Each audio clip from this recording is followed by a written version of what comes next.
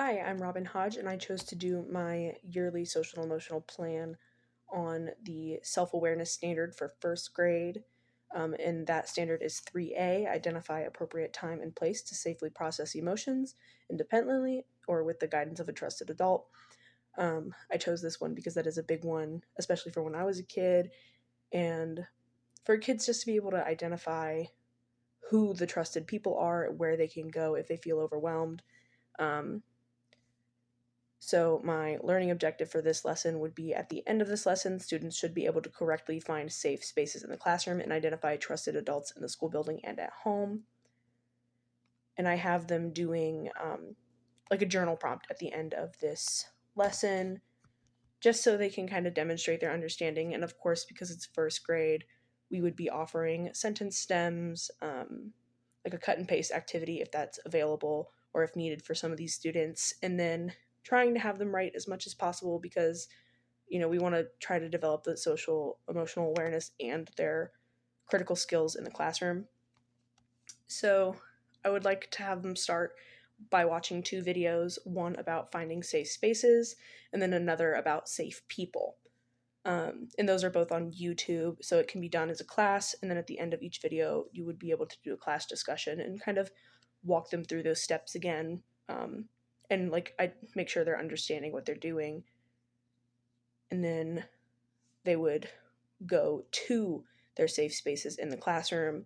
And of course, if you're like me and you're wanting to teach in a special education environment, you would take a tour of like a sensory room or those other quiet spaces that they have access to and let them kind of feel it out, like touching things, getting things out, exploring their surroundings so they're familiar with it and they are more comfortable with it.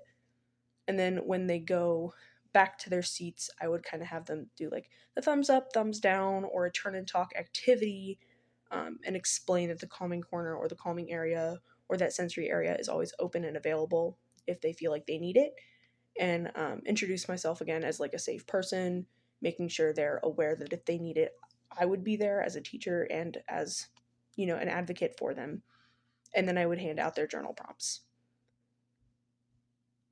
I connected this to an article about making children feel safe and wanted and seen at school, because that's part of my personal learning philosophy, making sure that my kids in my classroom feel as safe as possible because I want to work with a lot of kids that do have those social emotional either issues or drawbacks and those learning delays that make me need to be clearer in the classroom.